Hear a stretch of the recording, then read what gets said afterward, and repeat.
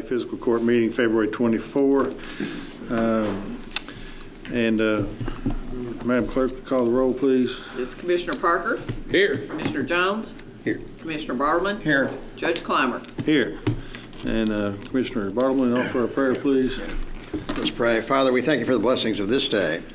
Thank you for the opportunity we have to gather together. We just ask you to be with us as we make decisions, Father, that will be best for this county and the people in it. Father, we pray for our first responders who are out there keeping us all safe. We just pray you continue to keep them safe, Father, as they work to perform their duties. We thankful to have school officials here tonight, students here. We're just so thankful for our schools and dedication of the teachers and administrators there, and for the hard work of the students to be successful and move to the future. It's in Jesus' name we pray. Amen. Amen. And stand and join us in the pledge, please.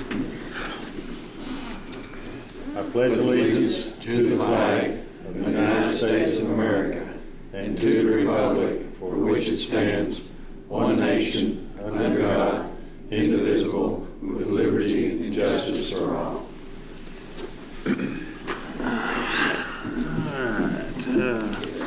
First we have on is for the consent agenda. Is there a motion to approve the consent agenda? So moved. Second. Any discussion about the consent agenda? All in favor, aye. Aye. Opposed, no. That carries. And Madam Treasurer, budget transfer. It is ordered that the necessary cash transfers in the amount of $50,000 be made in order to pay county bills and payroll approved February 24th, 2020. So made. Second. Any discussion? All in favor, aye. Aye. Opposed, no. That carries. Accounts payable. It is ordered to approve the vouchers claim register from February 10th, 2020 to February 24th, 2020 to show county bills in the amount of $276,888.44 were paid. So made. Second. All right, any discussion? All in favor, aye. Aye. Opposed, no. That carries. All right, and then we have a couple of awards to give tonight. We have, first of all, the McCracken County Mustangs co-ed cheerleading team. They placed third in the nation. That's just outstanding. They've got two young, good-looking, vibrant cheerleaders, and then we've got Brent Hausman here with them. So if you'll come up. You gotta be careful. One of them looks just like him. Which one do you use? A Hausman? Are you a Hausman? Yes, sir. Okay. Come right out here. Let's do this. Mr. Bartleman, were you going to give a cheer? I don't think so. And so this is the McCracken County Court Award. It states, greetings, all to whom these presents shall come. Know ye that in recognition of activities, efforts, and commitment benefiting our community, the McCracken County Fiscal Court presents its court award to McCracken County. You're not the academic team. McCracken County Mustangs co-ed cheerleading. We confer this honor with all rights, privileges, and responsibilities thereunto obtained.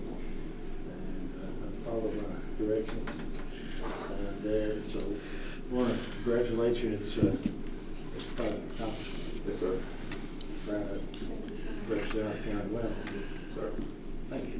How was Disney? It was awesome. There you go. That's what I want to hear. I think they are also willing to accept the award on behalf of the applicant. Well, we've got somebody else here too. Are all four of you, if you want? You're better in the camera than we are. So. All right. I think that is right.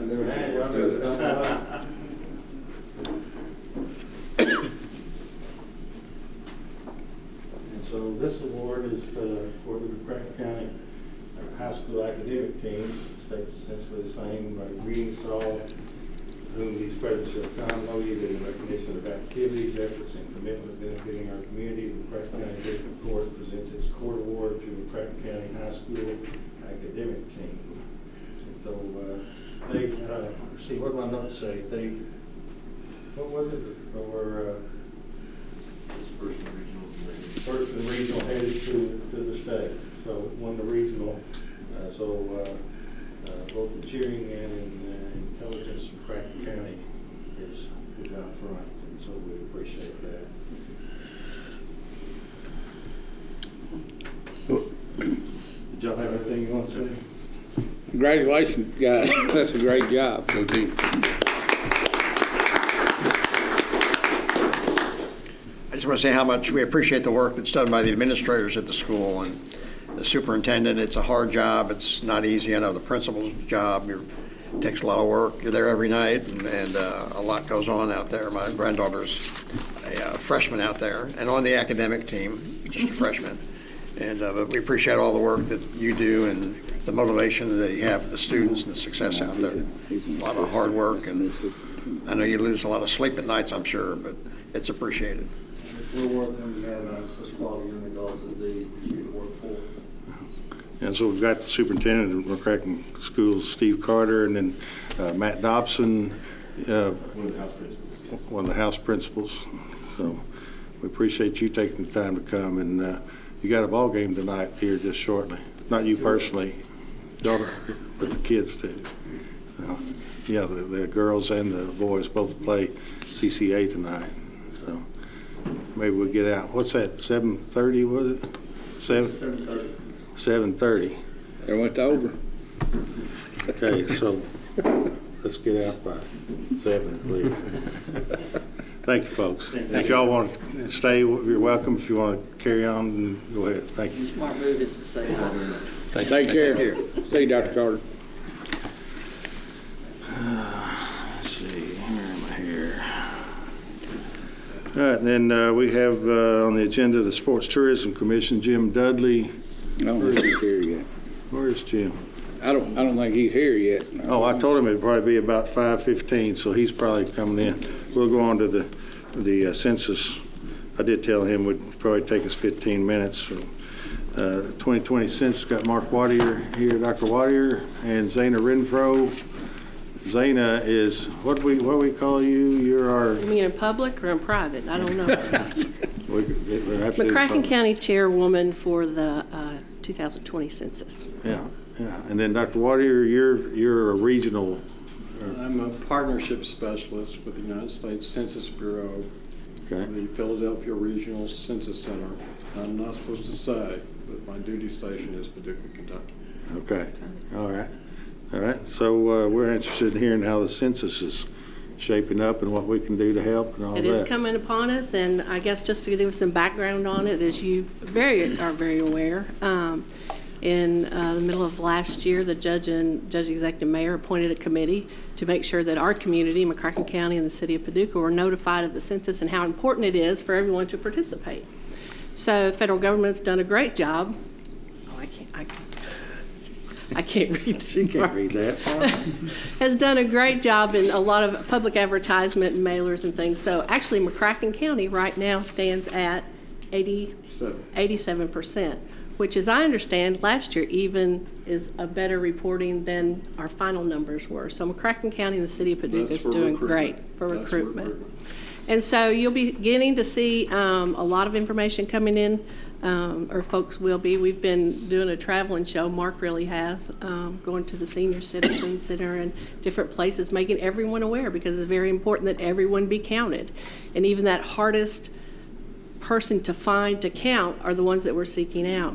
But we've had some great partners this year. McCracken County Fiscal Court's been a good partner. City of Paducah's been a great partner. The library has done a fantastic job. The utility companies, the school systems, we've had a great response in networking and everyone communicating to make sure everybody reports. The thing that I need to make sure you all help us with tonight and challenge you all to do is make sure that any avenues you have, and I have a little packet that I'll be able to bring the judge, is that you help us get that message out and let people know how important these numbers are.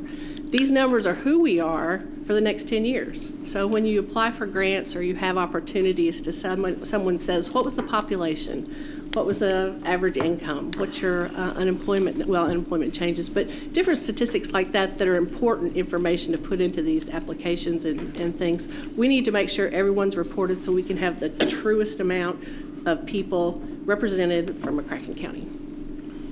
Mark? You have the full presentation that I will be going through briefly. The process kicks off with an invitation letter. And the invitation letter comes to a residential address, and it comes from the director of the Census Bureau, Dr. Dillingham. It will also include in that letter this web link, my2020census.gov. That's where people will go to self-respond on the internet.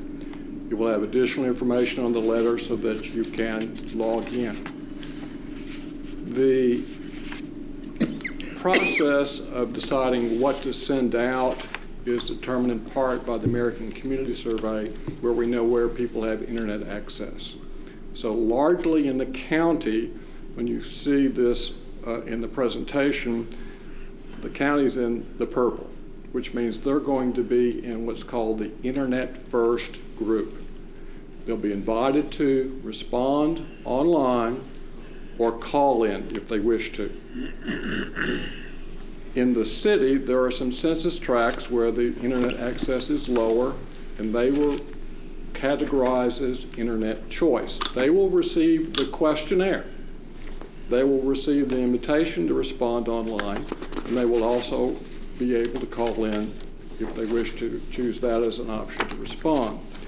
Now, we have something happening now with the library. The library is going to be a questionnaire assistance center for us, so that people that would go to the library and want to fill this out online, they can do so. We also have, the Census Bureau has a new operation, mobile questionnaire assistance, where they will have a live map of where the response rate is, and if it's falling behind in the census tract, they will send a census taker there with an iPad that has internet access and could help people complete the questionnaire at that time. Now, a large part of this presentation is visual in that it has the social media component. It has the Facebook posts that many of our partners are doing. And if someone's in social media, they're saying that we're here. They know the census is coming. Should be no surprise. If you watch college level basketball, you're beginning to see on ESPN advertising, which is part of the national advertising campaign. That's going to do nothing but ramp up. If we look at what I've done with the schools in McCracken County, I've been to see 24 principals, and they've all committed in the school system to offer to their teachers the resources that are available from the census. They're also outreaching to their parents and guardians. They're also putting stuff on social media. We have the McCracken Public Schools, Tuca Public Schools, St. Mary System, CCA. They've all agreed to help support this. So you look at that, we have outreach to their network. We have, if you looked at your water bill, recruiting support from the water company. There's going to be messaging from Paducah Power and JPEG, so we have outreach to the county there. She mentioned our success with the recruiting. We're, as she said, 87%. I'll pause there for any questions you may have. We're already 10% higher than we was in the 2010 census? Well, not exactly. I'm not sure what the recruiting numbers for 2010 were. We do know what our response rate from the invitation to the end of April was, and that information is contained in your packet. And what the Census Bureau would like to do is have people respond as soon as they get the invitation, so that as they track by census tract the response rate, they'll have an idea of the manpower they're going to need, the work they're going to need to do for the follow-up period, which will begin hiring in late April for work that begins in May and go on through July. And that's the door knockers. They're going to go say, you didn't respond, you didn't choose to call, internet, or mail back the questionnaire. We're going to come out and go door to door. And that's where the applicant pool, which we've been doing recruiting, comes in. so that the Census Bureau will then hire people to go out into the communities to the addresses for which there's not been a response. Yes, Commissioner. So let's say I wanted to check this off tonight. There's a website I can log on to and do my part? Not yet. Okay. About March 12th, All right. check your mailbox, and you get the letter from Dr. Dillingham, which has that web address, and then something else on it that you'll need. You can go log in, and you're in, you're out, your address is off the list. And as the more people do that, the more the self-response rate is higher, the less costly it will be to hire people to go door to door. And ideally, when you look at what the final response rate was, that is after the response of the census takers taking into account, we were around 80%. And so you're going to reach a ceiling effect. You're not going to be able to get to like 95% unless you're in a very small community. But that is a cost saver for taxpayers' dollars, cost saver for the census overall. It's the innovation this cycle.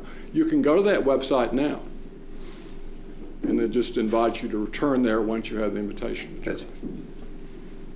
Thank you. Thank you. Thank you very much. Thank you, Dr. Water. Thank you.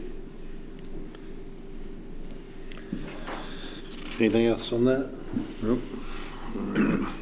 We do have Jim Dudley walked in about a minute after we passed on him, so we've got Jim Dudley here, Sports Tourism Commission. I don't think he come in, Judge. Oh, is he not? No. Oh, I thought I saw him come in. Oh, okay. Steve Carter and Jim Dudley look alike. Okay. We've got Amanda Melton here, our coroner. Coroner Melton, come on up.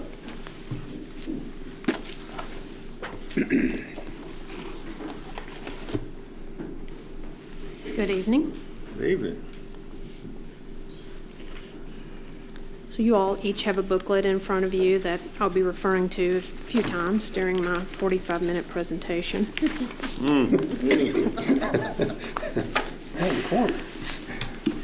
I was sworn in on January the 6th, 2019 for this new endeavor, and 3 out of the 4 of you embarked on this new endeavor as well. So maybe you can relate when I say that 2019 was rewarding and scary and challenging and presented a great learning curve. Early on, we all discussed a plan moving forward for the coroner's office, and I want to thank each of you for considering my request. My request specifically was to help me stabilize the office and to help me feel like I had your support, and I do, and I'm grateful for that. Likewise, I agreed that I would be as transparent as possible about our call volume, what's going on within our office, and statistics, which is what brings me here tonight. Oftentimes, and I've never quite understood this, but people in the community will say to me, well, it looks like you've been busy lately, or well, it looks like you haven't been busy lately. And for the longest time, I had no idea why an average citizen thought that they completely understood the call volume of the coroner's office. But finally, it's dawned on me. And it's because what they know of the coroner's office would be cases which end up in the media. So in other words, cases that end up on the front page of the newspaper or are reported at the 6 o'clock news. And that's just really not the way our office works. As a matter of fact, only a small percentage of our cases would be reported that way. And I'm sure you understand that it's because of the privacy and dignity that the individual deserves, and that's why they don't end up being reported in that way. So in January of 2019, and this has been an evolving type thing, but we began to track what we refer to as calls for service. Our total calls for service in 2019 was 1,484. Making up those totals are these categories: death investigations, cremation permits issued, hospital case reviews, and hospice case reviews. If any of you are familiar with KRS 72.025, it specifically mandates 19 circumstances in which a coroner must perform a postmortem examination, which we call a death investigation. Those totals for 2019 were 234. So just to clarify, that means that 234 times in 2019, either myself or a deputy promptly arrived at the scene of a death and began an investigation. What's important to know is that we are there for an undetermined amount of time, and there's a great deal of follow-up to each case. That also means that at least 234 times in 2019, our office issued a death certificate with the Office of Vital Statistics. You'll understand what I mean if someone erroneously believed that your job as a commissioner began and ended at this meeting. You all know that that's not the case. You're busy, you're taking phone calls, you're returning emails, you're talking to the media, and you're diligently going about what you've been elected to do, which is to represent the community. And the same can be said of a coroner death investigation. You'll see that I've listed select manner of death totals on this page right here, which I believe is page 4. You'll also notice that they do not add up to 234, and that's because the last two circumstances of the 19, which I spoke of, which is on this page, and I'm going to summarize, but there's a category that basically I call unexplained, unwitnessed, and unexpected, and the majority of our death cases fall into those categories. And it would be true that the majority of those do end up eventually being determined as natural deaths. But these are actually the hardest and the most detailed cases for us to investigate because they are unexplained, unexpected, and unwitnessed. So while I'm standing here tonight, I need to tell you that there are groups of people in this community who have helped me tremendously in this first year. And I wouldn't have been anywhere near as successful in that office had I not had their help. So I need to thank both police agencies, Mercy Regional EMS, the ER staff at both hospitals, Emergency Management and Rescue, the Paducah Fire Department, and all of our volunteer agencies, and of course the medical examiner's office.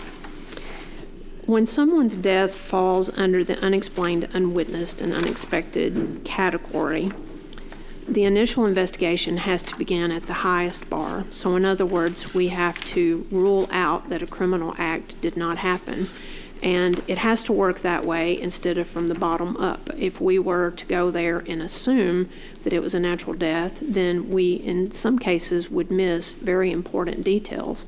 And there is a lot going on out there that is just not above the bar. You know, there are people out there who have motives for all kinds of criminal type activity.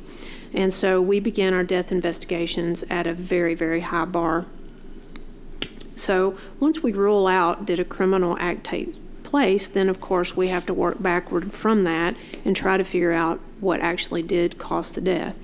This takes time and request for records and a thorough investigation and many interviews with witnesses and family members and doctors and all of those things. We can't certify a death certificate unless we go through all of those steps. There's no such thing as filling out a death certificate that says cardiac arrest or respiratory arrest. It has to be specific. And because I was a funeral director, I know that there are people on the receiving end of death certificates who they're anxiously awaiting that to see what actually is the cause of death. It's something we take very seriously. And anytime I'm actually certifying that, I kind of feel the weight of that because it gets registered with Office of Vital Statistics and it's a permanent record. But their assistance has been invaluable to me, and I think it's important for you all to know that the cooperation between these agencies and the camaraderie is something that we should all be very proud of. I know I certainly am. In addition, our office has granted 546 cremation permits. We've reviewed 170 hospital cases. and 534 hospice cases. And in your booklet, you'll see a brief description of why we are involved in each of those. A few other highlights that I'd like to briefly mention. Everyone in our department right now is certified as a death investigator, which means that we are registered with the Department of Justice and with Kentucky Vital Statistics. I'm also really proud to say that there was a missing person found in our jurisdiction in 2018. That person was identified in late 2019 and returned to his family in Louisville. This was only accomplished because of the hard work of several agencies, Detective Ryan Norman within the Sheriff's Office, the Coroner's Office, and a national agency called NAMUS. And we were able to connect several different dots of that case and return this gentleman back to his family.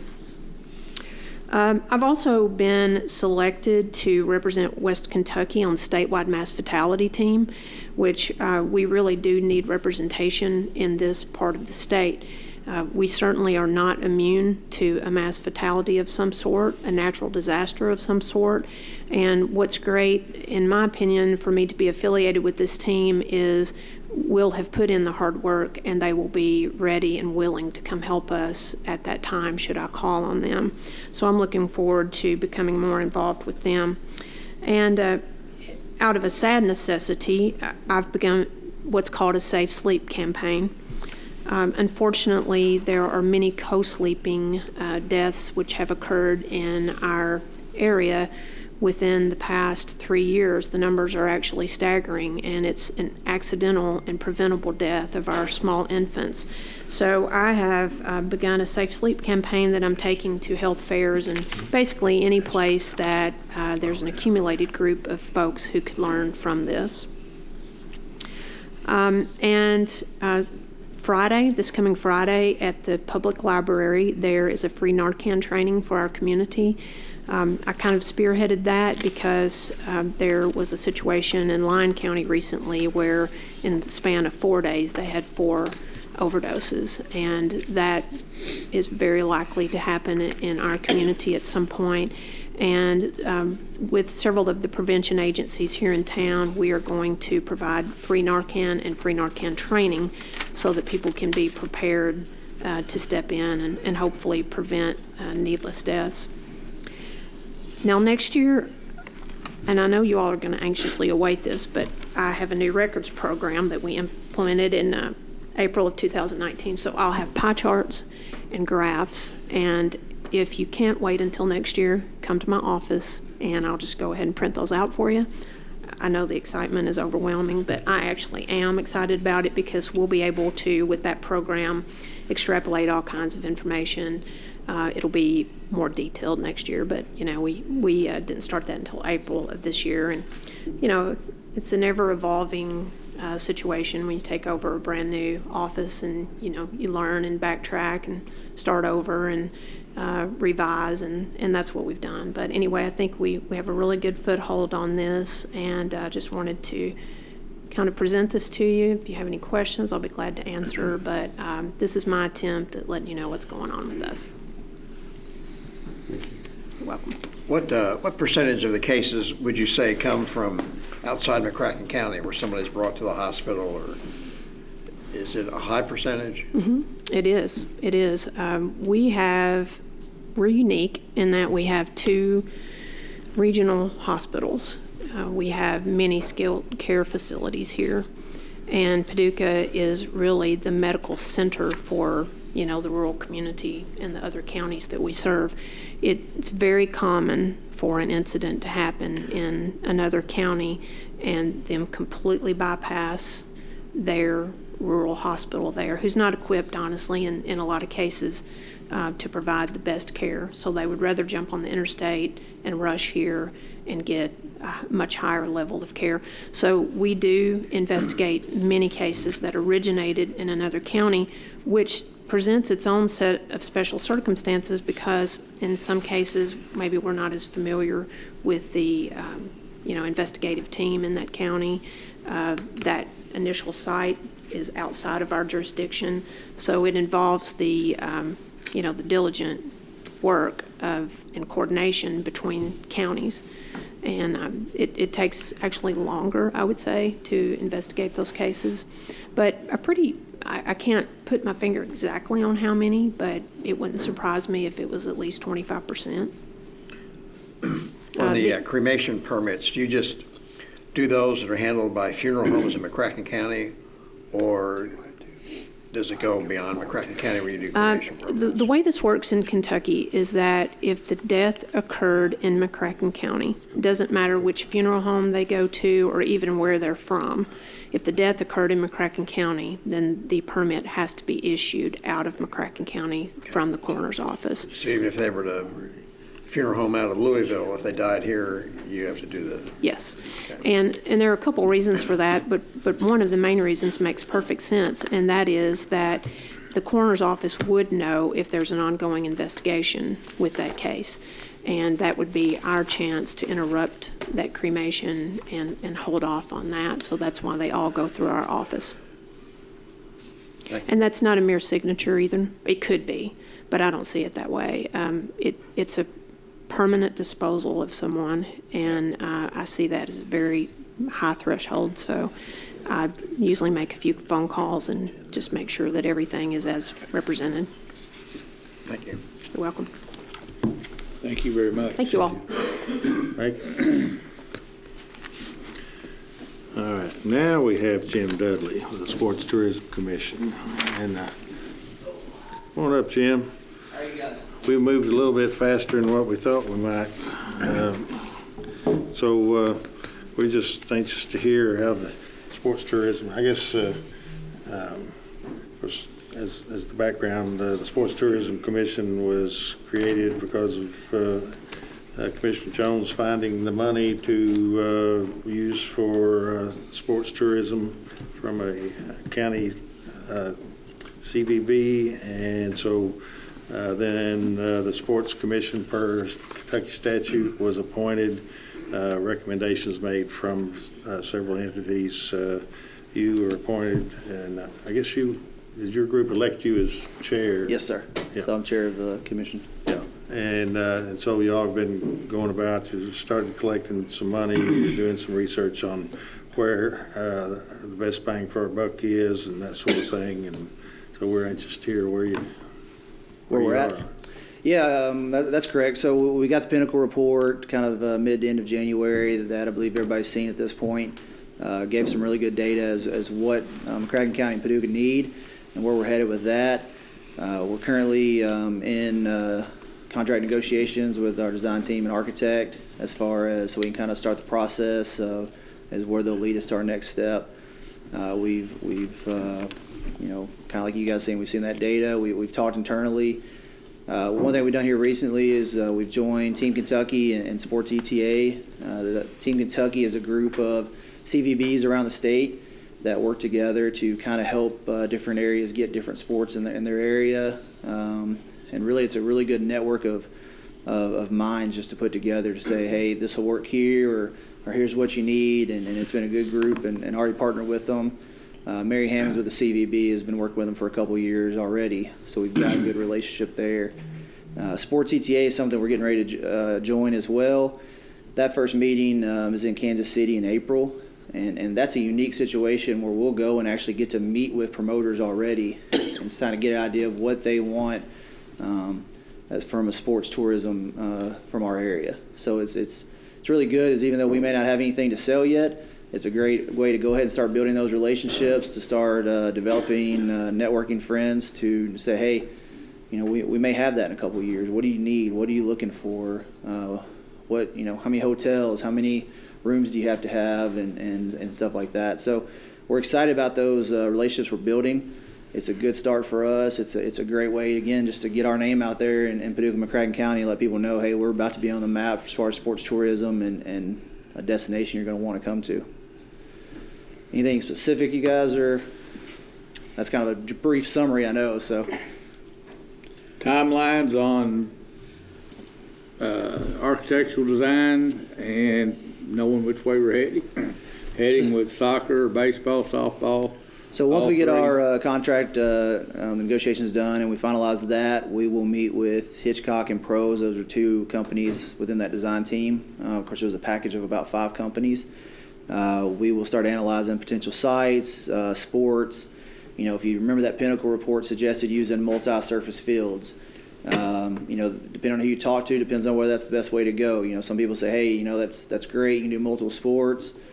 Some people have cautioned us and said, well, if you do multi-surface field, you can only do one tournament a weekend. So, you know, if you have soccer and softball wanting to do a tournament at the same time and you got multi-surface fields and you only do one of them, well, then we lose the ability to do that. So we'll probably have a better timeline once we get that contract done and we can start meeting with Hitchcock and Pros and developing those needs and what this area can hold. You know, one thing we're doing as a commission, and I left this part out, was, you know, last meeting we started talking about our values and what's that look like. And we have to have core values to really make all of our decisions. And with those core values is how we're going to decide what to go with. So, for instance, if tourism and heads and beds is our key value, and that's the key to our commission, everything we do has got to be making sure we're going to bring people here for overnight, because that's how we increase our tax. That's how we keep the sports commission debt down. Maintain anything we may build or purchase, and it just allows us to kind of keep this thing running like a fine-tuned machine, and that's our goal. So we're building values right now. So if, you know, let's say we build a soccer complex, we can come back to you guys and say, hey, here's our values and here's why we chose a soccer complex and this is why it's the right idea. Or if we say, hey, let's look at volleyball courts, we can come back and make those same decisions. We always want to have the data and the core values to lean on as far as the sports commission and why that's going to be the best decision for us. Has this commission got anything to do with volleyball and basketball courts in the convention center?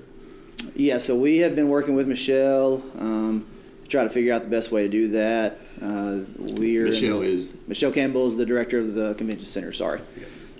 So we have been talking. She came to our meeting and discussed with us. At some point, we met with them to kind of give you an idea of where that was. Let me pull my notes up. So we met with them. Their original plan is March Madness tournaments, as you guys know, is getting ready to kick off. They use those courts for that weekend that they're there. So like Dayton, Ohio always does the first weekend. When they're done in Dayton, they sell those courts off and at a discounted price. So we were going to try to use those. That was our first option. We found out though that those are only 60 foot wide, and to do volleyball and basketball, you got to have a wider floor to cover the volleyball. So we took those away. So now what we got to do is we will put out a bid process. We're hoping pretty soon. Collect bids for courts that allow us to do 4 basketball courts in the Convention Center Expo and 8 volleyball courts. We've been told 4 basketball courts will bring in 55 travel teams, and 8 volleyball courts will bring in a pretty good sized tournament for volleyball as well. Now, are we holding money in escrow for those courts, or I know we're giving 1%? Mm-hmm. Is that money being held, or the 1% going to the Sports Tourism Commission, or the 1% going to the Convention Center? The 1% we're giving Convention Center. You know, I can't answer for what they're doing with that. You know, we have not committed to pay for everything that goes into that. So what we're looking at doing a bid process for is the 4 courts. As far as the netting, the goals, scoreboards, all of that, they have not asked us to purchase that, and we haven't committed to purchase that. The only thing that we voted on was to look at purchasing courts. Do we have any kind of idea on price for that, or? We have a couple of estimates, but what we've been told is because those are so customizable, that there's really not a good way to get a good fair market estimate, because the 3 companies that do it just don't really give estimates. I mean, they've given us a ballpark figure. I don't know if it's fair to state that figure because it could be way less or way more, and we don't know that fact until we put that bid process out and we see what those actual bids come back to. And we would have had that bid out earlier, but once we found out the March Madness courts won't work, they had to kind of redesign the specs and extend that floor out to make sure we can get the volleyball in there too. Is your perception that generally the first item that you're going to try and go after is the indoor outfitting the expo for indoor sports? I would say that looks like the low-hanging fruit for us because it's there. We already have the interest. We've had 3 basketball promoters come to us already or come to the convention center about potentially doing tournaments there. And we haven't even gotten into the volleyball piece of it, and we know that's a big industry, and on that Pinnacle report is one of the top 5 growing sports in Kentucky. So we see that as definitely a potential low-hanging fruit. So as long as everything makes sense, as long as the cost is there, as long as we've got the commitment from Convention Center to use those courts, I'd say yes, that's probably going to be one of the first things we go after, just because it's there, and we think it's something that could be a win-win for everybody. We should have a decent return on our investment then, right? That's the goal. We'll see. Anything with sports tourism's hit or miss. Those tournaments are, it's going to come down to how the convention center runs those, and obviously putting those floors in brings its people in. Our goal is not necessarily to run the convention center, but if we've got estimate budget for this, let's increase that. That allows us to have more money to put into another sport, to maintain it, to do whatever we need to do to help this community grow from that area. But again, once we have those core values, if making a profit on one of those is one of the core values, then yeah, we're going to have to figure out a way to do that. But if anybody that's been in the sports industry knows, that's a tough pill to swallow for sure. So, I guess at some point this year, we're to approve your budget. Is there? I remember that being in our ordinance. In the statute, yes. So yeah, it'd be good if you guys could approve that. Yeah. I just don't want to fly past that because I know that's something we struggle with. So whenever the appropriate time is, but I think it probably is important to keep in perspective what we could and couldn't do, because there are some obvious parameters. We've been bringing in about $80,000 a month, right? Yeah, I'd say the first 3 months you could probably say that's pretty close to correct. And if we bring in $1 million a year, you're going to need some of that $1 million for operating. Correct. Yeah. So anything, one thing the convention center, their plan is right now that we're not paying for maintenance or anything like that. Those courts are going to be county property, and they're going to maintain them and keep them up. So unless we work out a different deal on that contract, once we start working on the contract piece of that, that's going to be a one-time purchase, and then it's up to them to fully utilize those and to grow that industry. I think, couldn't we inform the public that essentially with $1 million a year, and you're going to need some of that for operating, the range of what you can build from the outset is around $6 million. Would that be safe? As far as just based off what we'll have, or? Right. Not counting money you'll make, but just from. Yeah, I don't know that it'd be responsible to say, hey, this is what we're going to work with, because we don't know what we're building, correct? So until we know that, I think one thing we have to be careful of is we brought in a gentleman to do some training for the Sports Commission, and the one thing he said is you build it too big and you're not going to be able to fill it. You build it too small and it's going to become a glorified rec league. Sure. So again, I don't want to answer that because I don't have the exact numbers. I understand what you're saying there, but I just don't want to create a incorrect perception that we somehow have found funding and we can match what Elizabethtown has done. That what they did cost $29 million. There's no way this. Yeah, I'd tell you it's a fair assessment. I don't think anybody on the Sports Commission is planning on spending $30 million, and that's never been talked about. So, I definitely don't see anything that large if that's what we're trying to get out of it. I guess that's just what I wanted to make sure that when we're watching this again, it's we want to be as fiscally responsible as we can. We don't want to. Your commissioners on this commission have no desire to build something that our names are attached to, that 10 years down the road is a glorified parking lot that everybody's going to look at and say, why did we build it? We want something that's going to thrive in this community, that's going to grow tourism, that us, you guys, everybody in this county is going to be proud of. People drive by E-Town, they say, man, look at this great sports park. Well, we don't have to put in a $30 million sports park to be everybody to be proud of it. We are in a central location between Nashville and St. Louis and Chicago, and we can bring in 4 or 5 different states and have really, really good sized tournaments as long as we build the right facilities. And no, it's not I don't foresee that being a $30 million project. Now, could we? I'm sure if we really wanted to create everything and have the goal of ballparks, we could get to $30 million pretty quickly. But I don't foresee that being a goal at all. We want to stay fiscal responsible, and because again, meeting with the E-Town folks, that $30 million ballpark you're talking about costs $2.3 million in maintenance a year. Right. We don't have that. And I don't think you guys have that either. So we don't. Elizabethtown doesn't either. And guess what? That's the big factor people don't pay attention to is E-Town doesn't either. Right. They've had to create that other ways, and that's what we are aware of as well. It does us no good to build something that we can't afford to run, because ballparks and sportsplexes typically do not make money.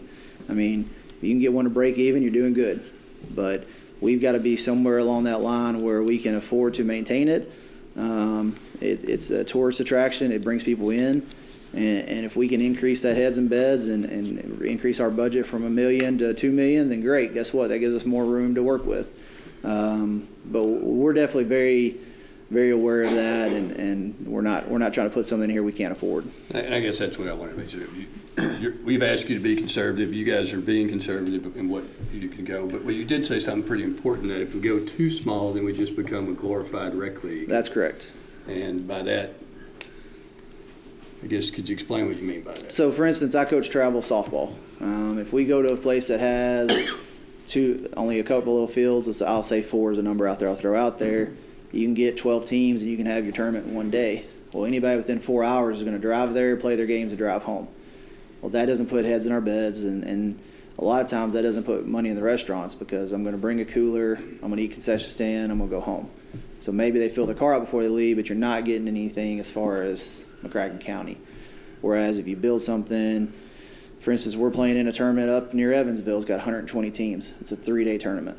So guess what? We don't know if we're going to play late Friday night or early Saturday morning. So we're going to have hotel rooms for 2 nights. So I've got 10 players with 1 to 2 hotel rooms for 3 nights. We're going to eat food there every night. We're going to, we may go to different restaurants. We may go to, if there's a Dave & Buster's, I don't know what's up in Evansville. But, we're going to spend money up there, and we're going to bring in tourism money. So you build it too small, they're just going to come for the day and go home. And that doesn't help us out any as far as tourism in Paducah. Hopefully they go shop. Hopefully they go to restaurants. But I can tell you, I played in tournaments where I never left the ball field and filled my car up before I left Paducah and got back home and didn't spend a dime there. I think there was a little confusion last week in the media about whether the county had assumed the role of, I guess, all sports fields, and that's, I didn't feel that was an accurate representation. Does the Sports Commission feel that it's taken on the role of creating sports fields for the city and the county? So, the answer is no. The answer would be no. We are, again, when we start rating core values, if one of our core values is to take care of local kids, then that's a different conversation, right?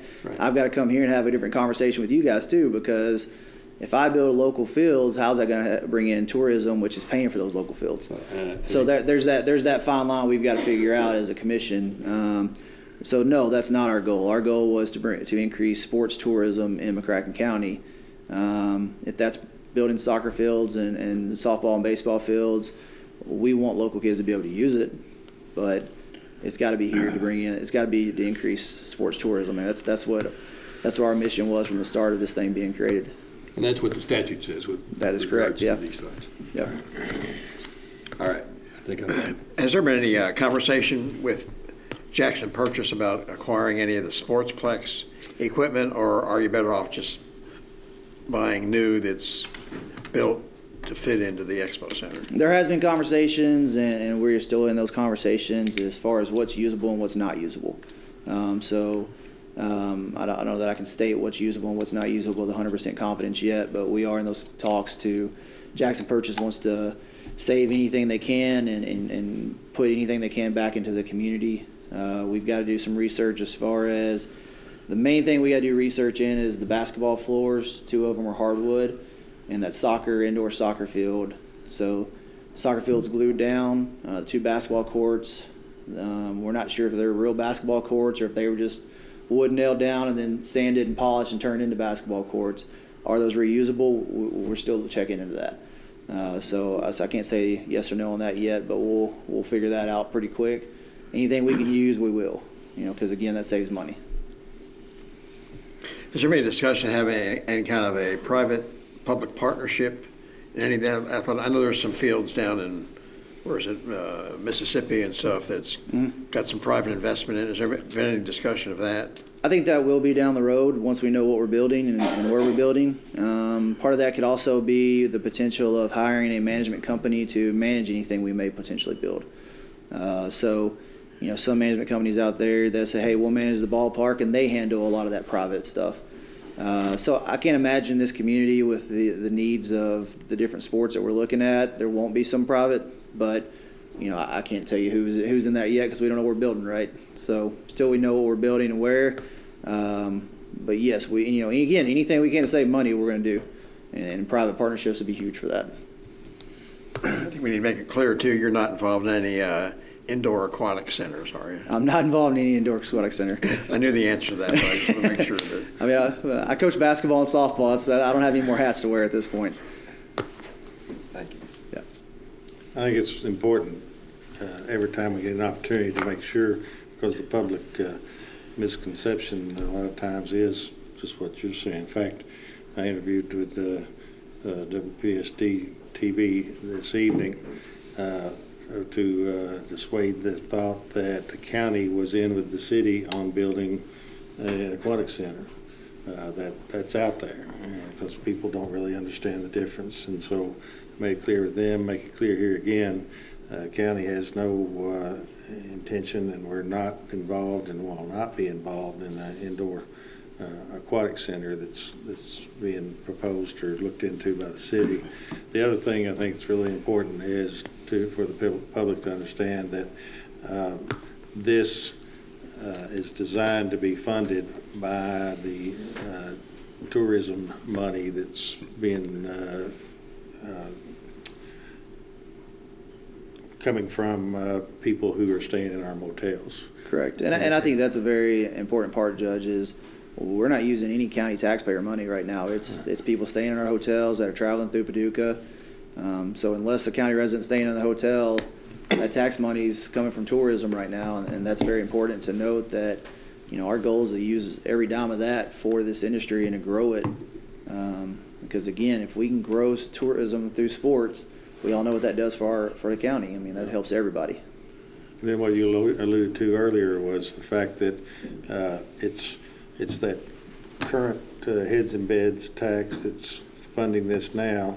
The beauty of it is, to me, the more we develop and the nicer quality fields and courts and whatnot, draw more tourism, creates more people in the beds, creates more tax, creates more ability to maintain and maybe spruce up and add to what we do over the years. And so It's really a self-funding, renewable kind of thing. And you know, I mean, and again, local kids are going to get to use the facilities. It's definitely going to benefit them as well. I mean, I've got a travel softball team. If we have softball tournaments here, my parents are going to love to play here. So I mean, it's going to be something that the whole community can get behind, can sponsor, can build on, and be proud of for sure. Well, I met with Jim a few days ago, and we had a good talk, and I'm really enthusiastic and confident that this thing's going to really be a dynamic addition to the county. You guys are and ladies doing a great job, and we're excited about it. Yeah, and appreciate it all the time. I mean, he's volunteer, and so we're getting a lot of bang for that buck. Yeah, I bet you'd agree with that. Yeah, we've got a great team, and they're all putting in a ton of time and putting in a lot of work. And I really want to brag on them because something like this is very easy to get excited about. And what do you do when you get excited? You try to run before you can walk, you know. And we've done a really good job of slowing each other down. You know, Chris is here from our team, and it's just been a great job of slowing down and saying, hey, we've got to be smart with these decisions, you know. You know, you alluded to $6 million, and that's probably a minimum for something you're going to build. Well, guess what? We can't come in here and build something for $6 million and come back to you guys in 10 years and be like, hey, we screwed up. We're going to need another $6 million. So you got to get this right. We have to get it right.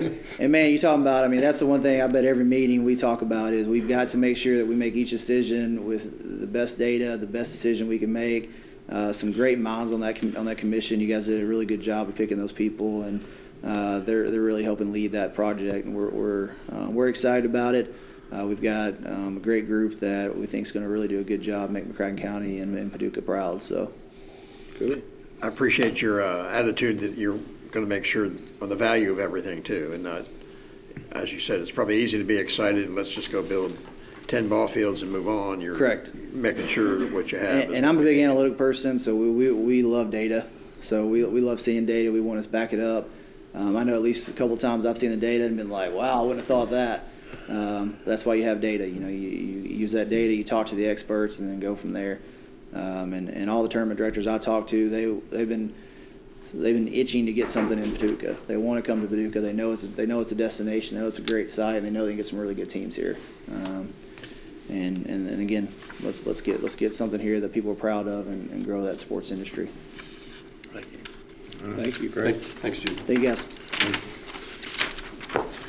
All right, Commissioner Jones, did you want to make a motion to add something to the? I do. I'd like to ask, add a discussion of sprocket and an amendment to a memorandum of understanding that I'd like to propose tonight.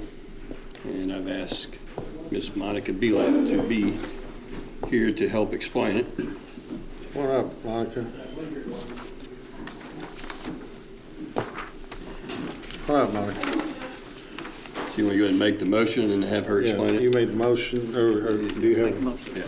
All right. I move that the memorandum of understanding executed on August 19th, 2019 between Sprocket, Inc. and McCracken County Fiscal Court for the build-out of a co-working and business startup incubator within McCracken County, Kentucky be amended as follows. Paragraph 1. The Fiscal Court hereby approves the footprint amount of built-out space at anywhere between a minimum of 8,800 square feet to a maximum of 15,000 square feet, contingent upon the best engineered optimized feet per budget possible that results from the design/build process. Number 2, the memorandum of understanding as amended will remain in full effect until the completion of the build-out process as agreed with the Kentucky Economic Development and Finance Authority. I'll second that. Any discussion? Is this the entire agreement? No, this is the amendment to the agreement. We approved the agreement back on August 19th, 2019. Correct. The only change is the square foot range. As we started to get into looking at working with our partners on that, we want the flexibility to have it larger if needed. And so KEDFA requires that we not say approximate. We actually have to put the approximate 2 numbers. So we have to say from 8,800 to approximately 15,000. Our original memorandum gave an Originally, approximate. They it just want a range. said approximately 8,800, and now it will say a minimum of to a maximum of. Hey, no, I mean, the cost stays the same. It's not Correct. a cost. You're not There's no asking for change. any money. Okay. Correct. What happens if it comes out that 8,800 is going to cost more than what's been budgeted? It's a design build process, so there's a cap. It can't. The design has to match the amount. We can't. What if the amount of money we have will only do 7,500? What happens? Are we obligated to do 8,800, and do we have to come up with more money if we? No. So the design is actually, we've designed this for the price at about $13,000 for the money that we have, the 1.2 million. So it's set, but they want us to have a more expansive language in our MOU with you.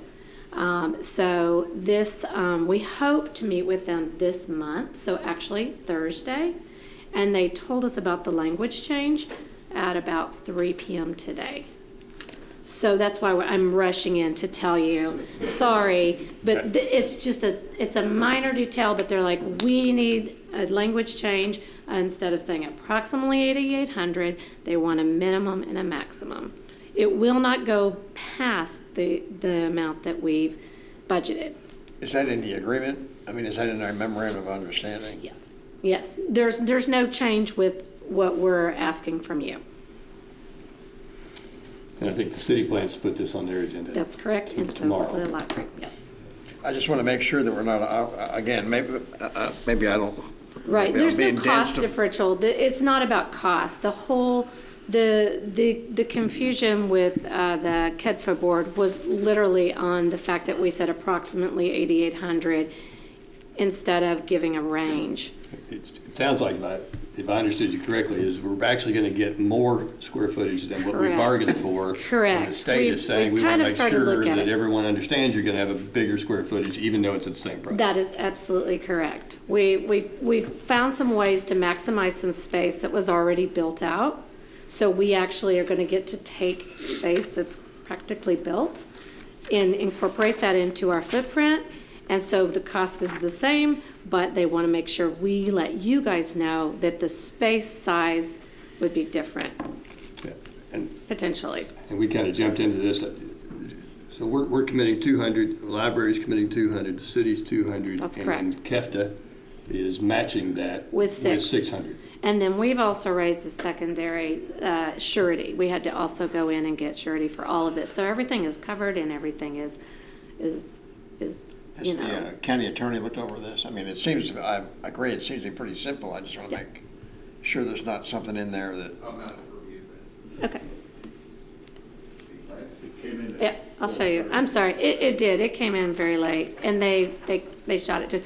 We've been meeting with them monthly, and we had our meeting in November. We're just trying to push this over the line, and there's these small details that we really want to make sure we have clear with everybody. Steve, are you okay with what this is? Does it look okay to you? I stopped at 4:30. Pardon me? So, as I understand it, this will require us to alter our document. And why that's important to the state, I have no idea why the state even cares what our memorandum of understanding says, but evidently it does. And all that will change is in our agreement, we said money will be used for a building that filled out approximately 8,800 square feet.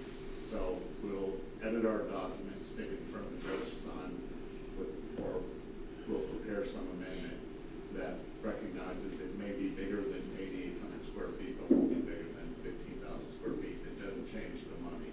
Doesn't change the money. And this isn't anything we were wanting to do. This wasn't anything Sprocket was asking to do. This was KEDFA reviewing the documents, and they requested that these changes be made. The city will have to do the same. The library will have to do the same. This is correct. And the reason for the last minuteness of this is because there's a KEDFA meeting this week. Correct. Any other discussion? Nope. All right, all in favor, aye? Aye. Opposed, no? All right, that carries. Thank you very much. All right. Appreciate it. Thank you, ma'am. Let's see. Now, we had an old business, is there a motion to remove from the table the lease agreement and Teletech? So moved. Got a Second. Motion and second. So, discussion on that? I'd like to leave it on the table. I did have an opportunity to discuss this matter with the city manager this morning, and he is interested in a conversation about this. And then I think it'd be good if we left it on the table. You think it should stay on the table? I think it should stay on the table. I think he's more interested in having the conversation if it's on the table. If we approve it, he'll be less interested in having a conversation. Well, it's been tabled 4 or 5 times, I think. It's been on since December. This is the Teletech. Teletech's in the building. The city's approved the lease. The county has not. Actually, I don't think the city has approved it. I think they are. The city manager today said they haven't even scheduled it yet. Oh, I thought they had. But they are paying rent? They started paying rent effective October 1st. That's the main thing. Or might even be September 1st. I'm good then to just table it again. If that's what we need to do. Well, I think there actually is a purpose in doing it, and we'll see what happens this time. But I got the impression that if we ask, we'll get our meeting and be able to talk about it. Okay. All right, so the motion then is to table. So say we have a motion and Leave a it on second the to take it table. off. Now we have a motion to put it back on the table. I'll No, just withdraw my withdraw, motion yeah. to take it off the table. And I'll make a motion, we put it back. You have to withdraw your second. Withdraw I'll your withdraw second. my Will be second. good. Okay, all right, so we'll leave it on the table. We don't need to vote again, do we? Because it's on the table, we don't have to vote again, right? Yeah, leave it. Then we got some court orders that were not on the consent agenda. Madam Clerk? It is ordered that a bid opening was held on Friday, February the 14th, 2020 at 10 o'clock in the McCracken County Judge Executive's office. Said bid opening was for the final phase of the jail lock repairs at the McCracken County Jail. One bid was received, that being from Cornerstone Detention Products in the amount of $340,222. Said bid was taken under advisement. So made. Second. Any discussion? All in favor, aye. Aye. Opposed, no. Carries. It is ordered that a bid for the final phase of the jail lock repairs at the McCracken County Jail is awarded to Cornerstone Detention Products in the amount of $240,222. So made. Second. Is this the same company that did the first phase? The first 2 phases. Yeah. And is this within estimates of? Yes, it was right on. The actual construction part, we estimated at 325. The construction is 320. The other 20,000 has to do with the integration between the guy that designs and operates the control panel has to be paid to make the doors work. All right, any more discussion? All in favor, aye. Aye. Opposed, no. That carries.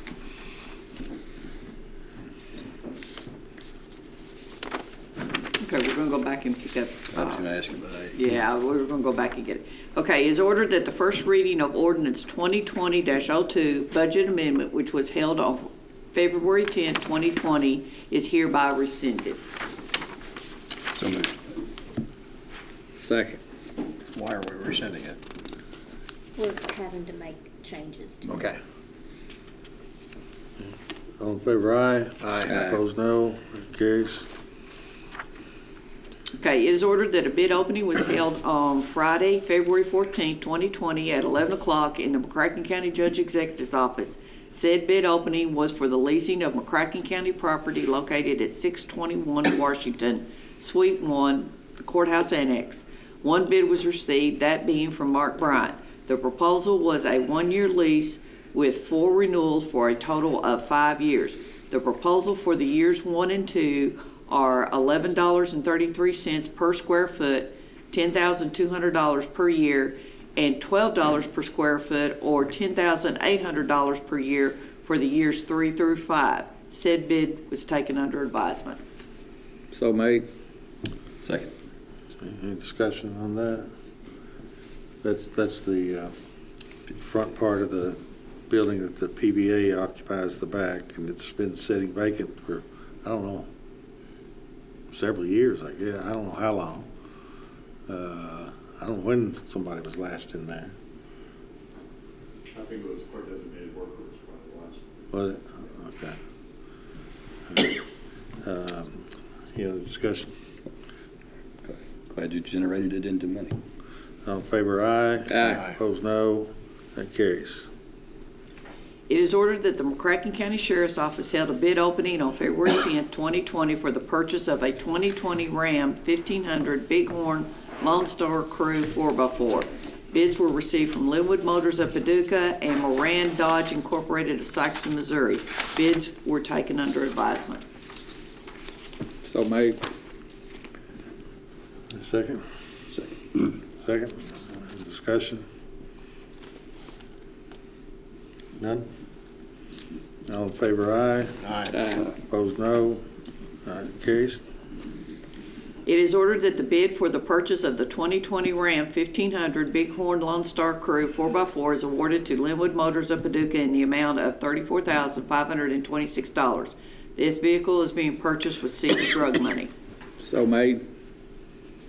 Second. Any discussion?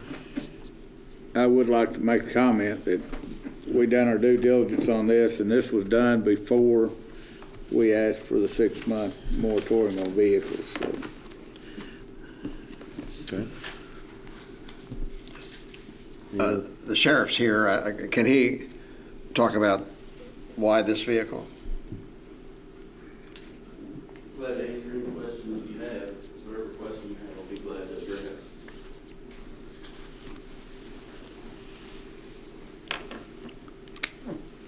I just was curious why it's a Dodge Ram and not. That's the vehicle that we chose.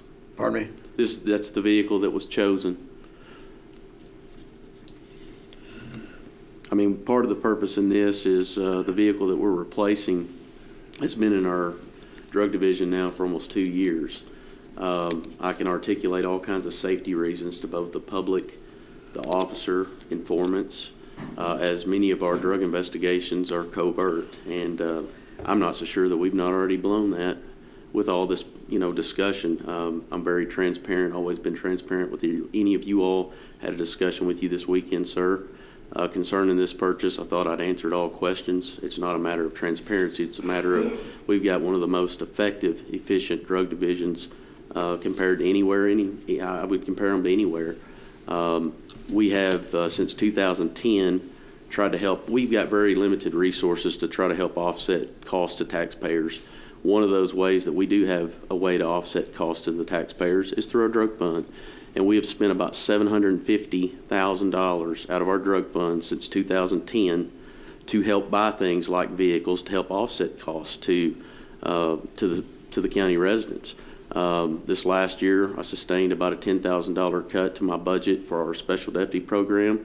There was needed equipment that I supplied out of our drug fund. It's not an uncommon thing. To my knowledge, and from speaking to Sheriff Hayden, this is the first time that a purchase from the drug fund has been specifically questioned. So we did this out of an abundance of caution. We did this out of an effort to be transparent. And to be quite honest, I feel like that I'm being scrutinized over a purchase that we're actually being able to forego cost to the taxpayers by paying it through drug seized monies. But I'll be happy to answer any question that you have. I've got a list of articulation here that I'm prepared to talk about if there's any further question or a need to discuss it. I guess the only reason the questions were arose, I wanted you to explain to the public, because 2 weeks ago we said there was going to be a freeze on vehicles, and now we're buying a vehicle. And I'm not, I think you make some good points, and I just want to make sure the public understands why. This is not coming out of the general fund. We didn't approve a freeze. I know, but there was discussion of that. Oh, okay. And clearly this was, and I spoke to Commissioner Parker that very night, so that no one thought that I tried to, side door anyone. This was long in the process before that was ever brought up. The bid opening was at 2 o'clock. Right. So obviously there's a process even prior to that. And I think the bids were before that. It was in January 2 o'clock on the same day. That, so. Again, we do have a good drug enforcement division. You've got a good officer in charge of that, and I just want to make sure the public understood why we're doing this. And I support your drug operation and the job you've done. But we've tried to be very conservative. I know since I've been sheriff, we have come in under one of our budget allotted monies from the county, and part of our abilities in being able to do that is to be able to supplement some of our purchases, in which we try to do along the way. Like I said, averaging about $75,000 a year, that we try to help offset those costs to give those monies back. So it's just a way that we're trying to work with you all, as I believe and trust that you'll continue to try to work with me to provide to the very best that we can for our community. And will this free up a vehicle for the road division? It will, won't it? Well, it ultimately will just kind of have a domino effect. We'll be able to reshuffle a vehicle inter-department so that we're able to, again, maintain the covert operations that are oftentimes needed in the drug work. I think there's no doubt you need new vehicles. I think I looked through the list of vehicles you have, and there's 7 or 8 that have over 150,000 miles on them, and Yeah, we've got 15 right now that are in service, and we've got, I don't have an exact count, but don't quote me on this, I think around 5 vehicles that are currently in service that has been purchased with drug seize money, again, to continue to try to help offset this cost to the taxpayers. But I know we've got 15 right now that's 100,000 miles or higher. Yeah. Again, I'm not opposed to it. I just wanted to ask some questions about it, but I'm not opposed to it. Any other discussion? No, thank you, Matt. All right. All right. All in favor, aye? Aye. Opposed, no. That carries. We got no board appointments, no ordinances, no resolutions, no need for an executive session, I know of. I do have a question on one thing, and you might be able to help me, Commissioner Ball. The 1% we're giving the convention center, I was under the understanding that was going to be used for volleyball and basketball. Do you know if it's being held or if it's in escrow? Or? It's being used to pay bills. They've had an issue, I don't have all the numbers, but they have an issue with power costs because they have the power costs have been out of sight because they have a demand charge, and if it goes over a certain amount, the demand charge kicks in, and there's been a high utility bills over there. And I think some of the money is being used to pay those high utility bills. And I don't have the numbers, but that's part of what it's been used for. Can we, I don't know, I know you're on their board, can we get a copy of their financials, or can we get them to come speak to us? Or I think that'd be a good idea. I think we've suggested that. Yeah, I think it'd be a good idea for them to come and update how the new management contract's working and to go over some of those financial issues and to bring their budget. I think this is a time of year when they need to bring the budget to us to look at. Yeah, because I really thought we were using that money for those courts. And, I want to make sure we're doing the right thing. We don't approve their budget. I think I'm not sure if we do or not. I don't know. We never have, but it wouldn't be a bad idea. But we give them $60,000 a month. The initial decision of the board was that the money from the extra 1% would be held until they get a good feel for how much money would come in and what expenses would be. But I think they've had to use some of that to pay some of the high utility bills. But we don't give them 60. 57. Half of it's us and half of it. Half that's the city, and that's their tax that we collect. Right. I guess in my mind they weren't using that for anything else before, and now all of a sudden they are. And I thought we was in escrow or being held to pay for basketball and volleyball courts through our tourism commission. I don't remember that. Sports commission. Don't remember that commitment. I remember some discussion about that. We designated them as our convention center and agreed to continue to charge that tax. And I think it's probably appropriate time to ask that question of how are things going and what do you plan to do, and should we continue to charge that tax? All right, we'll invite them to come next. Put them on the agenda next meeting. Anything else we need to talk about? Motion to adjourn. Motion to adjourn.